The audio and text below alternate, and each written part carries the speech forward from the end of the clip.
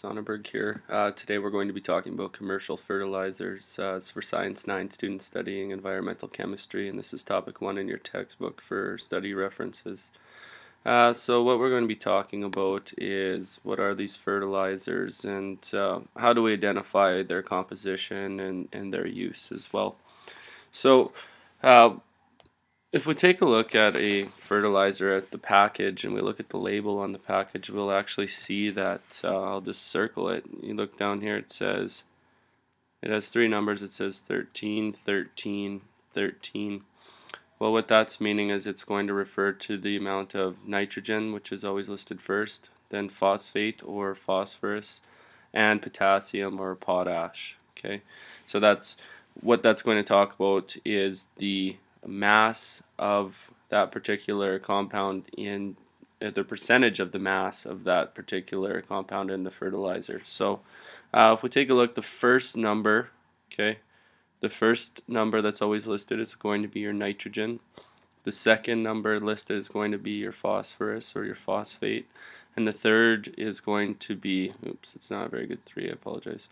It's going to be your potash, your mineral potash, or it's going to be also, you could look at it as your potassium. You'll see it in both forms. Just understand that they're the same thing, these two, okay? So mineral potash or potassium, okay? So that number is referring to the, okay? So that's going to be nitrogen, and it's always listed first. They're always listed in the same order. But that's going to be the oh, actually, I won't put P. That's going to be the percentage of mass of nitrogen in the total bag. So this is a 1648. So there's 16% nitrogen, there's 4% phosphorus, and there's 8% potassium. Now, if we were to look at what each of these do, nitrogen is actually going to promote stem and leaf growth in plants. So, oops. So this nitrogen here, okay, so an increase in that, so that promotes, like I said, so stem and leaf growth. So if I have increased nitrogen, I'm going to have increased stem growth, and then I'm going to have more leaves, okay, so leaf growth. Okay, so that's my nitrogen. So that's what its role is. Now nitrogen actually is used in 3 forms in fertilizers. So we call it nitrates. Okay. The second is going to be ammonia. Oops, sorry, I didn't spell that very well. Last one's urea. Okay, that's an R. Alright, so in 3 forms. So what these 3 things are going to do is they're going to imitate the nitrogen cycle. So they imitate it. Nitrogen cycle is a very important cycle in the environment, and this is nitrogen is one of the more important cycles or nitrogen cycles that we have. So what's actually happening is we get in the soil, we get some bacteria, some soil bacteria can actually fix atmospheric nitrogen, and they can fix it, and then it can be converted into or they can fix it by converting the ammonia in the ground. They can convert it into usable nitrates, and the nitrates are used to form proteins. And then, like I said, nitrogen is actually going to increase stem and leaf growth in plants. So that's what the nitrogen's for.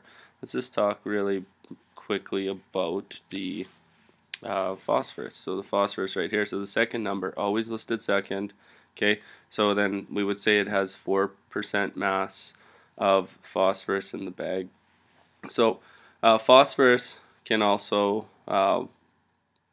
be used as phosphate compound. Okay, so and I've just labeled it up here. I've underlined it, phosphorus, and then we use it as phosphate compounds. What it's actually going to be used for is it's necessary for seed germination. Okay, so seeds are going to germinate and grow. Okay, that initial process is going to be the result of phosphorus. So if we want them to germinate at a much quicker rate, we're going to increase the level of phosphorus. If we want them to germinate at a slower rate, we're going to decrease the percentage of phosphorus or phosphate compound. Then the last one that we're going to look at is potassium, or this potash, okay, and also be known as potassium up here. And what that's going to do is that's going to promote fruit and flower development. Okay, so if we see plants with flowers or that produce fruit, if we want to increase the number of or the fruit production and the flower, then you're going to add some more potassium. Now potassium is always listed last in this 3 sequence. So if we look here again, well, we know there's 13 nitrogen, there's 13 phosphorus or phosphate, and then there's 13 potash or potassium. Okay. So what else is in the bag? So if I take a look at the label over here, well, I have nitrogen, phosphorus, and potassium. I have 21, 320. But what if I had, and let's just deal with this, a 5-10-5 fertilizer mix? Well, I have 5% nitrogen, okay, 5% phosphorus, or 10% phosphorus, sorry, and then 5% potassium or potash.